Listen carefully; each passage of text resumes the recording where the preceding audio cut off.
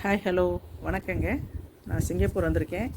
இங்கே நான் என் பையன் கூட ஷாப்பிங் போயிருந்தேன். அங்கே ஷாப்பிங் போன இடத்துல கடையில் பார்த்தா ரெட் கலரில் டப்பா டப்பாவாக இருந்துச்சு. அந்த டப்பாவுக்குள்ளே குட்டி குட்டி டப்பாவாக இருந்துச்சு. அதிலலாம் ஏதோ பொருள்லாம் இருந்துச்சு. அதை பார்த்துட்டு இது என்னப்பா அப்படின்னு சொல்லி என் பையன்கிட்ட கேட்டேன். அதுக்கு என் பையன் ஜனவரி 29, 30 2 நாளும் சைனீஸ் நியூ இயர் கொண்டாடுறாங்கம்மா. அந்த சமயத்தில் வீட்டில் இருக்கவங்க எல்லோரும் இதை வாங்கிட்டு போய் வீட்டில் எல்லோரும் ஒன்று சேர்ந்து ஒன்றா சுற்றி நின்றுட்டு அது எல்லாத்தையும் ஒன்றா கலந்து சாப்ஸ்டிக்கை வச்சு அந்த கலந்த பொருளை உயரத்துக்கு தூக்கிட்டு போவாங்க. எவ்வளோ உயரம் ஒவ்வொருத்தரும் தூக்கிட்டு போகிறாங்கங்கிறத வச்சு அந்த ஆண்டு எவ்வளோ சிறப்பானதாக இருக்கும், லக்கியானதாக இருக்குங்கிறத முடிவு பண்ணுவாங்க. அப்படி ஒரு நம்பிக்கை அவங்கள்ட்ட இருக்குமா அப்படின்னு சொல்லிச்சு என் பையன்.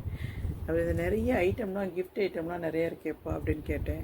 அதெல்லாம் ஒருத்தருக்கு ஒருத்தர் இப்போ வீட்டிலே கொடுத்துப்பாங்கம்மா. தெரிஞ்சவங்களுக்கு வீட்டில் இருக்கவங்களுக்குன்னு ஒருத்தருக்கு ஒருத்தர் கிஃப்ட்டை கொடுத்து அன்பை பரிமாறிக்குவாங்கம்மா அப்படின்ச்சு. அது மாதிரி கொடுக்கறதுக்கு பேர் செலிப்ரேட்டிங் டுகெதர்னஸ் அண்ட் ப்ராஸ்பெரிட்டி டாஸ்னு பேருமா அப்படின்ச்சு.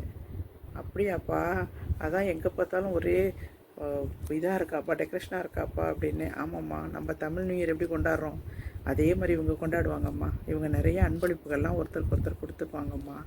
ரொம்ப சிறப்பாக கொண்டாடுவாங்கம்மா அப்படின்னுச்சு. சரிப்பா, அதை பார்க்குற பாக்கியம் எனக்கு கிடச்சதுக்கு ரொம்ப கடவுளுக்கு நன்றி சொல்லிக்கிறேன்ப்பா அப்படின்னு சொல்லிவிட்டு சிரிச்சிட்டே வந்துட்டேன்.